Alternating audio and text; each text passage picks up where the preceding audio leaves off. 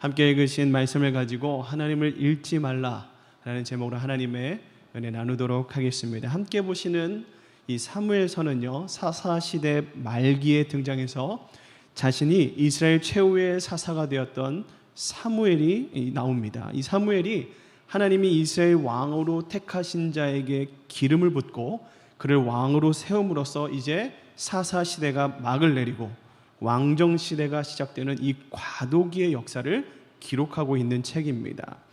가시적인 사람의 왕이 다스리는 체제로 바뀌었다고 해서 더 이상 하나님이 이스라엘의 주권을 행사하지 못하는 것은 아닙니다. 하나님은 여전히 하나님의 사람들을 통하여서 이스라엘의 왕을 세우시기도 하시고 또한 그를 폐하실 수도 있으셨습니다. 즉 나라를 통치하는 외적 형식은 바뀌었을지 모르나 이스라엘에 대한 하나님의 위치와 그들의 전통성은 계속 전승되고 유지되고 있는 것입니다. 그래서 이 시기, 왕정 시기로 이 체제의 전환이 되는 이 시기는요, 이스라엘에게 있어서 엄청 중요한 시기였습니다.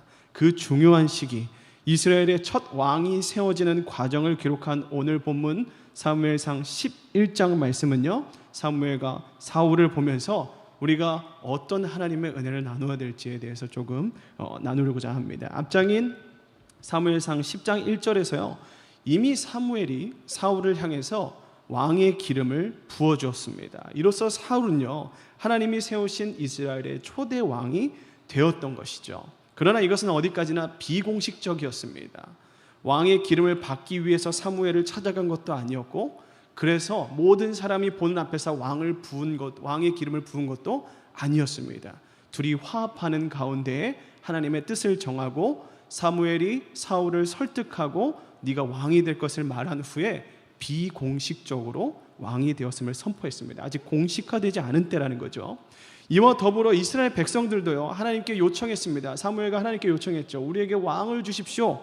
왕을 뽑아달라고 하나님께 요청은 했지만 그 왕이 당장 세워졌을 때 그 왕이란 사람은 도대체 무슨 일을 하지?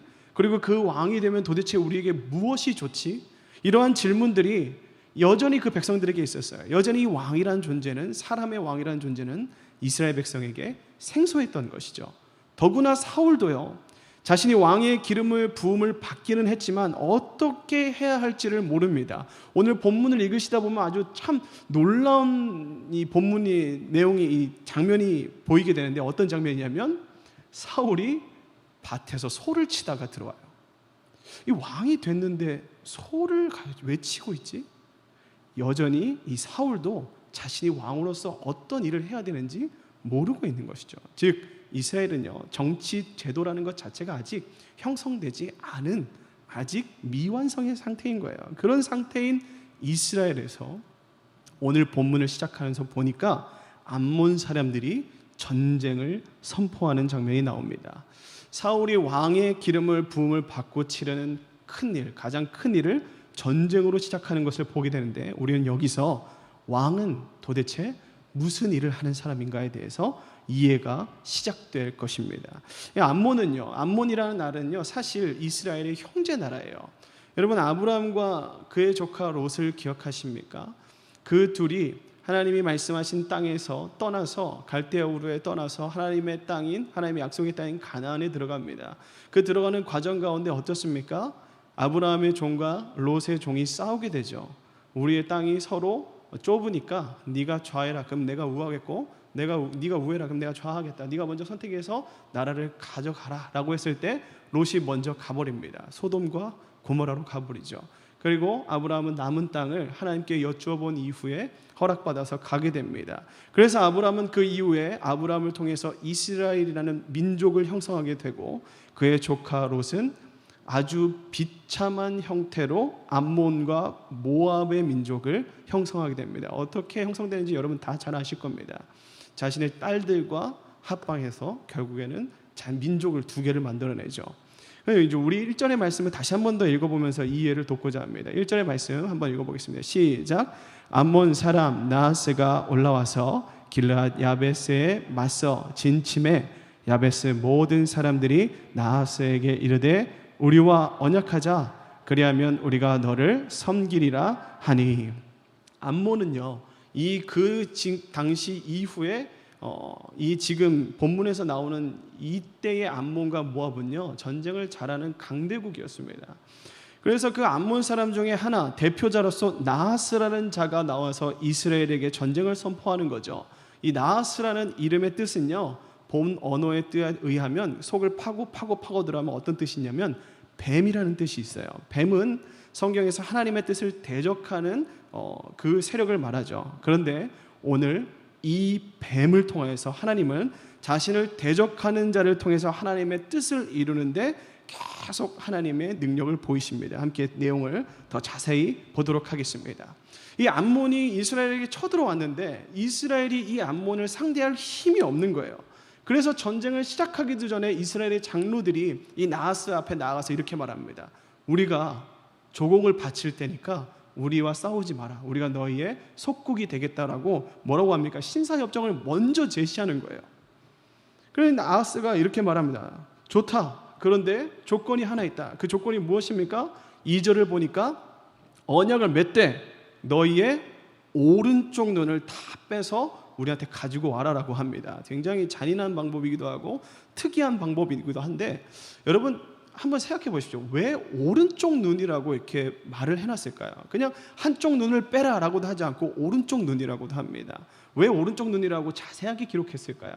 여러 책을 이렇게 보면서 발견하는 내용이 있는데 가장 합당한 내용이 뭐냐면 이거였습니다. 잘 들어보시기 바랍니다. 성경에서 특히 이 오른쪽 눈이라고 기록한 이유가 있는데요. 당시 전승에 따르면 당시 병사들은요 오른손으로 창을 들었습니다. 그리고 왼손으로는 방패를 들었어요. 잘 보십시오. 이런 장면이 나오면 방패는 크고 둥글어서 왼쪽 눈을 가립니다. 근데 오른쪽 눈은 창을 들고 있기 때문에 적을 주시한다는 거죠. 즉 오른쪽 눈을 달라는 것은 너희의 전력을 완전히 끊어놓겠다. 너가 적을 보는 그 눈, 전쟁에 대한 의욕을 완전히 끊어놓겠다라는 의미가 있는 거예요. 근데 이게 끝이 아닙니다. 왜 한쪽 눈만 요구했을까를 생각해 보니까 이 나하스가 엄청 지혜로운 사람이에요. 전쟁에 능한 사람이라고 여겨지는 게 오른쪽 한 눈은 빼놨으나 왼쪽 눈은 남아있지 않습니까? 그러니까 얘들이 아직 농사를 지을 수가 있는 거예요. 전쟁의 의지는 완전 꺾을 수 있지만 여전히 노예로서 부려먹을 수 있도록 오른쪽 눈만 가져오라고 한 거예요. 그래서 지금 이렇게 오른쪽 눈을 달라고 한 거죠. 근데 이 사실을 다 듣고 나니까 이스라엘 장로들이 뭔가 아닌 것 같은 거죠. 그래서 3절에서 이렇게 말합니다. 새로운 제안을 합니다. 야, 그렇다면 되나 안 되나 전쟁을 그래 한번 해보자. 우리에게 며칠간 말미를 줘라. 그동안 우리가 이스라엘 전역에 전령을 다 보내가지고 전쟁을 한번 준비해 보겠다. 그래도 우리가 구원할 자가 없으면 우리가 네 말대로 오른쪽 눈을 빼서 너에게 가겠다라고 말해요. 여러분들이 지금 암몬의 입장이라면 이러한 이스라엘의 이런 요구를 여러분 받아들이시겠습니까? 지금 당장 쳐도 이 애들은 뭐 상대할 힘이 없는 애들이에요. 그냥 치면 되는데 이 나하스가 어떻게 하냐면 이 이스라엘의 백성의 제안을 받아들입니다. 저는 근데 이 받아들였다라는 게 오히려 이스라엘에게 더 큰 굴욕이라고 생각해요. 왜? 나하스는 자신이 있던 거예요. 어떤 자신? 이스라엘 전체의 전령을 모여서 다른 사람을 다 모아와도 내가 너희를 이길 수 있겠다라는 자신이 있던 겁니다. 보십시오. 이제 이스라엘은 코너에 몰렸고 그들은 자신들을 구원할 사람들이 너무 절실했습니다. 왕이라고는 하나 뽑아놓고 시대적인 전환점에 딱 맞이하긴 했는데 그 정책을 제대로 맛보기도 전에 나라가 망하게 생겼어요. 이스라엘의 장로들이 전령을 급히 모집했고 이스라엘 각 지파에 있는 지역으로 다 보냈습니다. 그 전령이 4절에 보니까 사울이 거하는 기브아까지 전달이 됩니다. 그리고 5절에서는 소를 몰다 들어온 사울의 귀에 이러한 내용들이 들리게 되죠. 여러분 사울을 한번 보시기 바랍니다. 그가 왕으로 뽑히긴 했지만 여전히 초라한 모습을 하고 있어요. 왕으로 세워지긴 했지만 왕으로서 대우도 받지 못했습니다.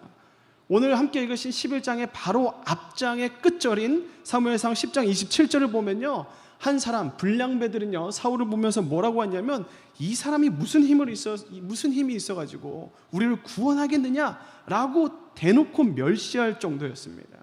그런데 이런 사울이 이스라엘이 맞이한 어려움을 듣자마자 하나님의 영으로 인해서 하나님의 거룩한 분노가 일어나기 시작했습니다. 우리 본문 말씀 6절을 함께 읽어보겠습니다. 6절의 말씀입니다. 시작. 사울이 이 말을 들을 때에 하나님의 영에게 크게 감동되매 그의 노가 크게 일어나.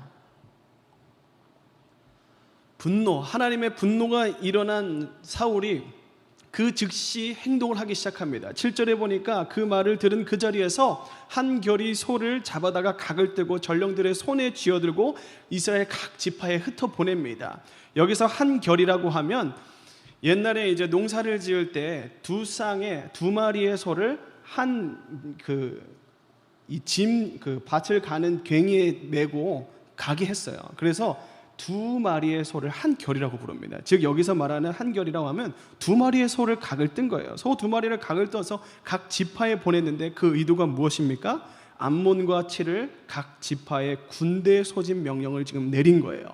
왕으로서 처음 이스라엘 지파에게 명령을 내린 거죠. 근데 여기서 아주 재미난 부분이 하나 발견됩니다. 뭐냐면 7절 중간 부분 한번 보시겠습니까? 7절 중간 부분을 보니까 누구든지 나와서 사울과 사무엘을 따르지 아니하면, 여러분 그냥 왕으로서 자기가 나를 따르지 아니하면이라고 말하면 되는데, 지금 사울은요 자기가 하나님의 영으로 감동되긴 했지만 여전히 자신의 가문과 말에 힘이 부족하다는 것을 스스로 알고 있던 것 같습니다. 그래서 그 당시에 절대적인 영적인 권위를 갖고 있는 이 사무엘의 이름의 힘을 빌려서 이스라엘 힘을 하나로 모으고자 했던 것입니다. 그러자 사울을 인정하지 않았던 많은 사람들이, 이스라엘 백성 사람들이 이 전령에 응하기 시작했어요. 사람들을 막 보냅니다. 그런데 여러분, 사실 이것이 사무엘의 이름을 빌어서 전령들을 소집하곤 했지만 그들은 사무엘의 이름 때문에 모인 것은 아닙니다. 성경을 더 자세하게 보면요, 하나님의 영이 사울에게 임했기 때문에 이 영을 발견하고 확인한 이스라엘 백성들이 그 하나님의 영에 의해서 움직였다는 것을 우리는 알 수 있습니다. 여러분, 진정한 리더십은 사람에게서 나오는 것이 아닙니다. 왜? 권위는 오직 하나님께로부터 나오는 것이기 때문입니다. 이것은 하나님이 부어주시는 것이지 사람이 인위적으로 만들 수 있는 영역이 아닌 거예요.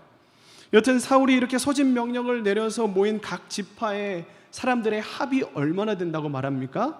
8절을 보니까 그 합이 30과 3만, 총 33만 명입니다. 여러분, 과거 애굽에서 한참 성장해서 애굽이 이스라엘의 성장을 두려워하는 그때 이스라엘 백성들이 출애굽을 하죠. 애굽을 나오게 됩니다. 모세를 통해서 나오는데, 그때 출애굽 당시에 성인 남자의 수가 60만 명이었습니다. 그 놀라운 숫자의 반 이상이나 되는 엄청난 수가 지금 사울의 소집 명령 아래 응한 거예요. 이전까지는 사울이 누구인지도 몰랐던 이 존재가 이 사건으로 인해서 점점 하나님이 세우신 왕의 모습, 왕으로서 인정을 받아가는 과정을 지금 밟고 있는 것이죠. 하나님의 영으로 감동된 사울이 하는 말을 여러분 들어보시기 바랍니다. 앞서 그를 무시했던, 그를 멸시했던, 그래서 그 사람들의 걱정과 의심, 멸시의 정면으로 승부하기라도 하는 듯이 9절에 보면 이렇게 말합니다. 너희가 내일 더울 때에 구원을 얻게 될 거다. 여러분, 10장 27절에 뭐라고 합니까? 네가 무슨 힘이 있어서 우리를 구원하겠느냐라고 말하는 그 사람들에게 지금 사울이 말하고 있는 거예요. 너희가 내일 더울 때에 구원을 얻게 될 거다. 여러분, 그냥 승리도 아니고 완벽한 대승이었습니다. 암몬의 남은 자가 다 흩어져서 둘도 함께한 자가 없을 정도라고까지 표현할 만큼 완벽한 승리를 거뒀어요. 사울이 이러한 승리를, 구원을 이루어내자 그 모든 과정과 결과를 목격한 이 사울 쪽에 있었던 이스라엘 백성들이 사울을 완벽하게 왕으로 인정할 뿐만 아니라 12절에서는 뭐라고 합니까? 사울을 멸시하고 무시했던 자를 향해서 나를 세웁니다. 누가 사울 왕을 무시했습니까? 말하십시오. 우리가 그들을 죽이겠습니다. 이때 사울은 자신을 비웃으며 멸시한 자들을 향해서 13절에 이와 같이 말합니다. 우리 13절의 말씀을 함께 읽어보도록 하겠습니다. 시작. 사울이 이르되 이 날에는 사람을 죽이지 못하리니 여호와께서 오늘 이스라엘 중에 구원을 베푸셨음이니라. 아멘. 이스라엘 백성을 암몬 손에서 구원한 사울, 그는요 동시에 자신을 향해 비판한 세력들을 향해서도 이 구원의 기쁨을 누리도록 했습니다. 그리고 우리는 이 9절의 말씀을 통해서 지금 이 사울이 왕이 되면서 그 마음의 중심을 확인할 수가 있었습니다. 그가 이 모든 전쟁의 승리, 그 구원이 누구에게로부터 왔다고 고백하고 있습니까? 하나님께로부터 온 것임을, 하나님의 공로임을 고백하며 하나님께 영광을 돌리고 있는 것을 우리를 확인할 수가 있습니다. 여러분, 이로써 사울은요 자신이 왕으로 어떻게 이 공동체에 존재해야 되는가를 알았고, 이스라엘 백성들도 왕이란 존재가 어떻게 이 민족에 어떤 형태로 존재되어야 되는지를 확인했습니다. 사무엘상 8장에 보면요 왕의 책무들이 나와 있는데, 사실 그 왕의 책무들은요 왕이 듣고 알아야 될 거라기보다는 이스라엘 백성들이 왕이 세워지면 어떤 형태의 삶을 살게 될 거라는 것을 알려준 거예요. 그 왕의 책무를 들었음에도 불구하고 왕이 어떤 사람인지 알지 못했다는 거죠. 근데 오늘 전쟁을 통해서 확실한 왕의 책무 중에 한 가지를 알게 됐습니다. 그리고 아주 핵심적인 책무인데, 그것은 바로 이스라엘 백성을 구원하는 역할을 이 왕은 감당해야 됐습니다. 여러분, 사람의 왕이 없었던 이 하나님께서 온전히 왕으로 계셨던 때를 여러분 기억해 보십시오. 출애굽하는 이스라엘에게 왕으로 계시면서 가장 먼저 보이신 것이 무엇입니까? 유월, 구원하시는 하나님. 출애굽을 통해서 홍해를 건너게 하시면서 구원하시는 하나님을 알게 했습니다. 바로의 말과 병거로부터 구원하시는 하나님을 알게 하셨고, 또 이스라엘 백성들의 입을 통해서 찬양하고 인정하게끔 만드셨다는 거예요. 여러분, 지금도 하나님께서는 우리의 왕이 되셔서 우리를 구원하고 계신 줄로 여러분 믿으시기 바랍니다. 구원이 필요한 우리 삶의 모든 영역에 여러분 하나님을 왕으로 인정하시기를 바랍니다. 이것을 잃어버리면요 우리 삶을 무너뜨리는 가장 위험한 마음인 교만이라는 마음이 생겨나기 시작합니다. 아마 성도님들에게 역대 이스라엘 왕 중에 가장 으뜸한 왕이 누구냐라고 물어보면 10중 10은 다윗이라고 대답할 겁니다. 왜 그럴까요? 사실 왕으로서 좋은 모범과 시작을 보여준 사울도 좋은 예가 될 수도 있었는데 말입니다. 그러나 안타깝게도 사울은요 오늘 본문에서 보여준 이 암몬과의 전투 외에는 다 변질된 왕으로서의 모습을 보여줘요. 이 변질된 왕의 모습이라 하면요 그가 하나님의 자리를, 하나님의 영광을 취하는 모습을 보이기 시작했다는 겁니다. 그가 이후에 치른 많은 전쟁들이 있겠죠. 그 중에는 하나님이 명령하신 전쟁도 분명히 있었습니다. 그러나 결국 그 전쟁들을 통해서 그가 드러낸 것은 하나님의 영광이 아니었습니다. 사울 자신이 모든 이스라엘 백성들에게 자신이 왕으로서 인정받고자 하는, 영적으로 해석하면 하나님의 주권을 자기가 가지고 오려고 하는, 진짜 내가 이 나라의 왕이 되고자 하는 그 속마음, 교만한 마음이 있었다라는 거죠. 요즘 우리는 새벽에 다니엘서를 나누고 있습니다. 다니엘서도 그렇고 이 성경의 많은 가르침 속에서 우리가 경계할 것들을 교훈할 때 성경은 반드시 빠지지 않고 언급하는 것이 있습니다. 그것이 바로 교만이에요.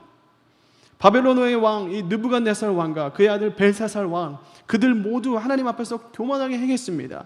그때 다니엘은 그들을 향해서 어떻게 합니까? 하나님의 높고 위대하심, 그들의 유한한 인간으로서는 알 수 없는 영역들, 해결할 수 없는 영역들을 보여주면서 하나님만이 유일한 주권자이심을 그들에게 인정시켰습니다. 그리고 그와 동시에 한 게 하나가 더 있는데, 그것이 바로 자기 자신을 돌아보게 하는 역할이었어요.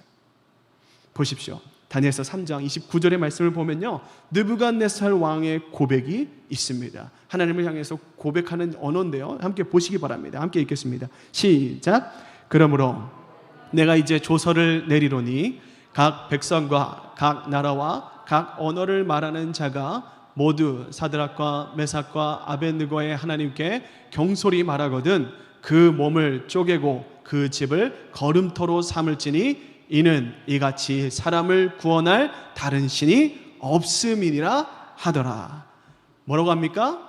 이는 이같이 사람을 구원할 다른 신은 없다라고 고백합니다. 여러분, 이 앞에 보면요 느부갓네살 왕은 자신이 왕을 뛰어넘어서 신으로 인정받고자 금신상을 세워놓고 거기에 절하지 않는 자들을 풀무불에 던지라고 한 겁니다. 근데 그 왕의 금신상에 절하지 않았던 그 다니엘의 세 친구들, 풀무불 안에서 그렇게 불타지 않고 온전한 모습으로 나왔을 때 이 느부갓네살이 알았던 거예요. 아, 내가 신이 될 수 없구나. 왜? 진짜 신은 따로 있기 때문에. 하나님만이 유일한 신임을 인정할 수밖에 없고 고백할 수밖에 없었던 것입니다.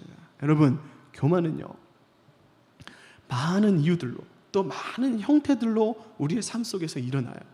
그리고 이 교만은 우리를 하나님의 뜻과 멀어지게 할 뿐만 아니라 하나님과의 관계를 느슨하게 만들고 소원하게 만들어요. 그래서 이것을 자각하고 돌이키려 하는 분들이 많이 착각하는 것이 있어요. 그게 뭐냐면, 아, 내가 지금 교만하네. 그러면 내가 그렇게 하나님과 멀어지게 하는, 교만하게 하는 것들로부터 나를 떨어뜨려 놔야겠다.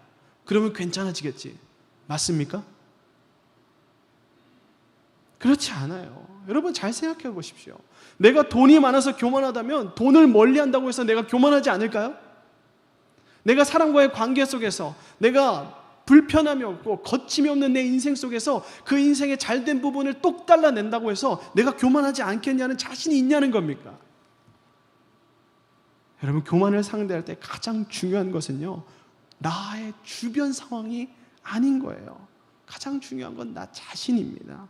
더 자세히 말하면 나 자신이 누구인지, 어떤 존재인지를 아는 것, 깨닫는 것, 인정하는 것이라고 말할 수가 있는 거예요. 하나님이 창조주 되심을 알고 하나님이 구원자 되심을 알며 하나님만이 능력자 되심을 알므로 그 무한함을 깨닫고, 또 동시에 내가 피조물임을 알며 내가 죄인임을 알고 내게 능력이 없고 내가 유한한 존재인 것을 깨닫고 인정하는 것, 그 교만은요, 이렇게 내가 누구인지를 올바로 깨달을 때, 그리고 하나님이 누구이신가를 온전히 믿음으로 받아들일 때 사라질 수 있는 것입니다. 사울은요, 지금 그 부분을 놓치고 말았던 거예요. 주권자이신 하나님의 뜻보다 사람의 인정을 구했습니다. 사람들이 나를 어떻게 보는가, 하나님이 나를 어떻게 보시는가가 아니라 사람이 나를 어떻게 보는가가 더 중요했던 것이죠. 사울 자신이 하나님을 대신해서 이스라엘의 실질적인 왕이 되고자 했던 것입니다. 그는 이스라엘의 진정한 그리고 영원한 왕은 하나님이심을 잊어버린 것이죠. 다른 말로 자신이 하나님이 세운 자임을 잃어버린 거예요. 사랑하는 성도 여러분, 우리에게도 이런 영적인 누수가 없는지 돌아보기 원합니다. 왜 내 삶은 이렇게 늘 문제가 넘쳐날까요?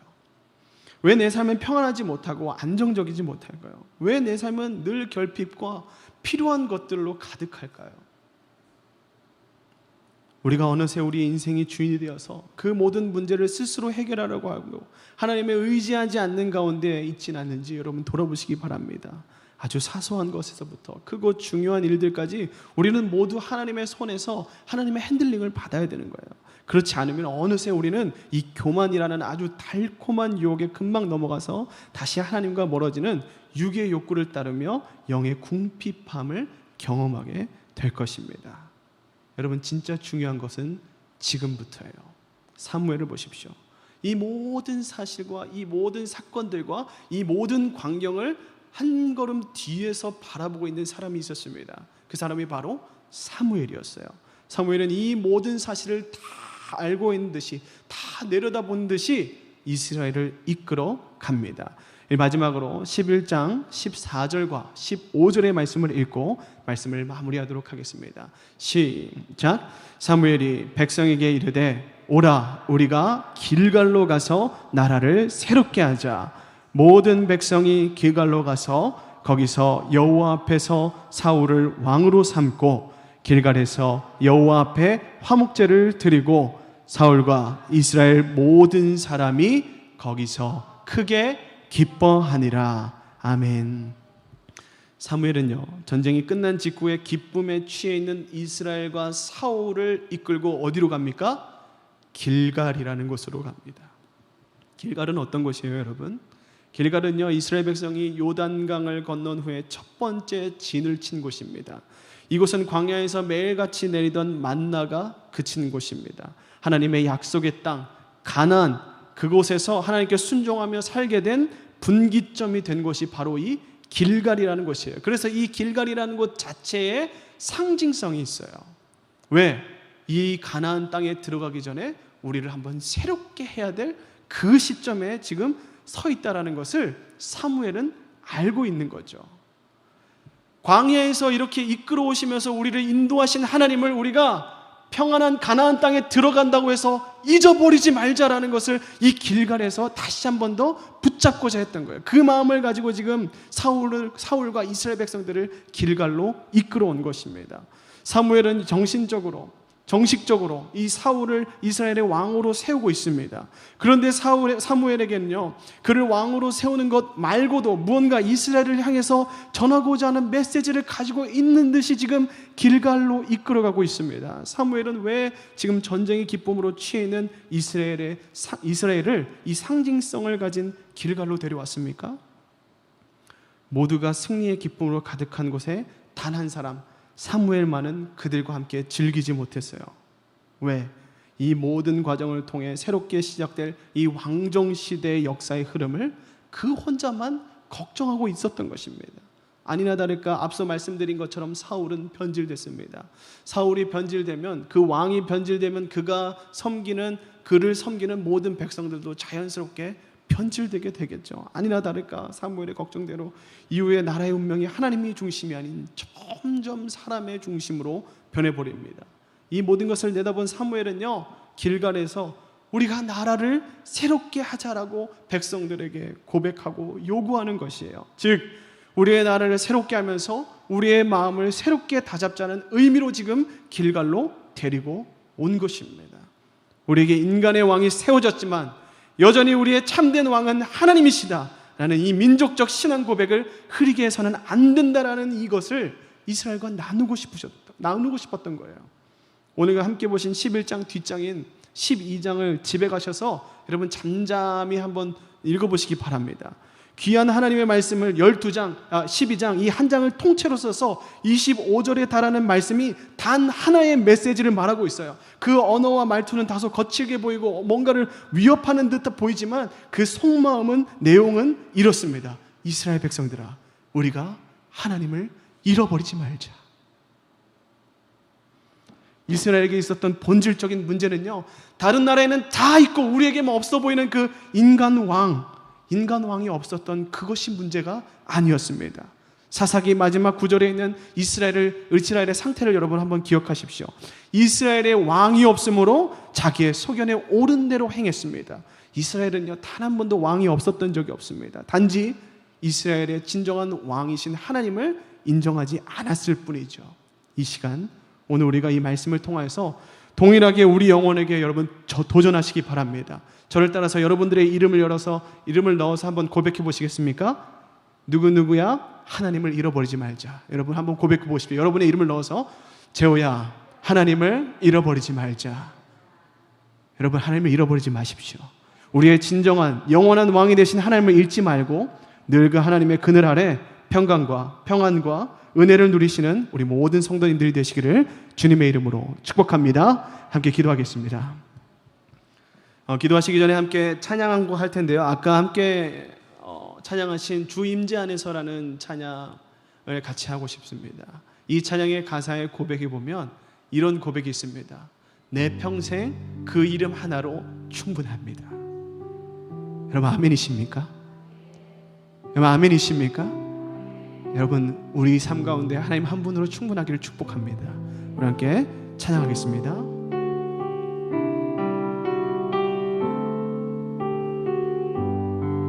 내 모든 것 나의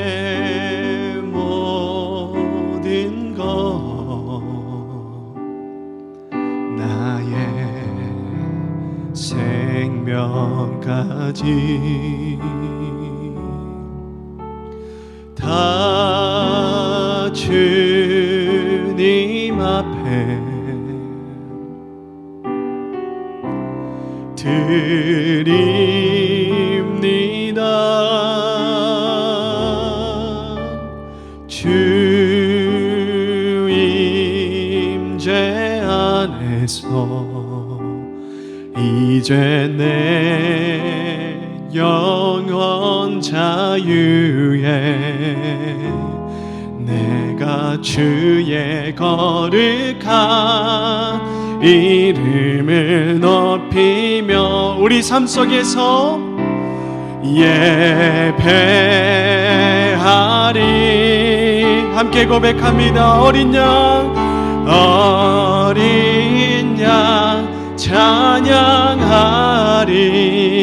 찬양하리. 내 평생 그 하나로 충분해요. 어린 양 찬양하리. 내가 주의 임재 안에 어린 양 찬양하리. 어린 양 찬양하리. 내 평생 그 하나로 충분해요. 어린 양 찬양하리.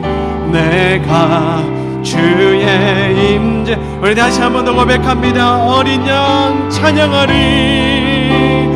어린 양 찬양하리. 내 평생 그 하나로 충분해요.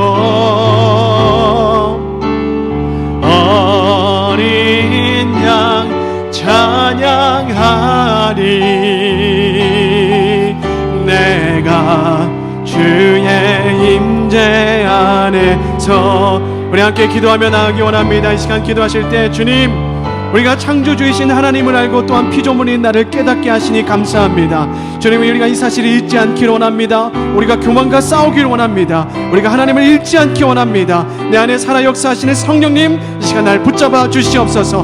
믿음이 흔들리지 않게 하여 주시옵소서. 여러분 삶의 모든 영역에 하나님을 초청하시고 그분의 주권을 인정하시면서 이 시간 기도하시기 바랍니다. 또한 수능 29일 남았습니다. 우리 수험생들과 학부모들 마음에도 주권자이신 하나님을 잃지 않고 끝까지 포기하지 않으며 그 길을 걸어 마침내 하나님의 뜻을 이루는 귀한 시간 될 수 있도록 여러분 중보해 주시기 바랍니다. 이 시간 여러분들 가지고 나오신 기도 제목을 붙들고 우리 다 함께 주님의 이름으로 한번 부르짖고 기도하며 나가겠습니다. 부르짖습니다. 주여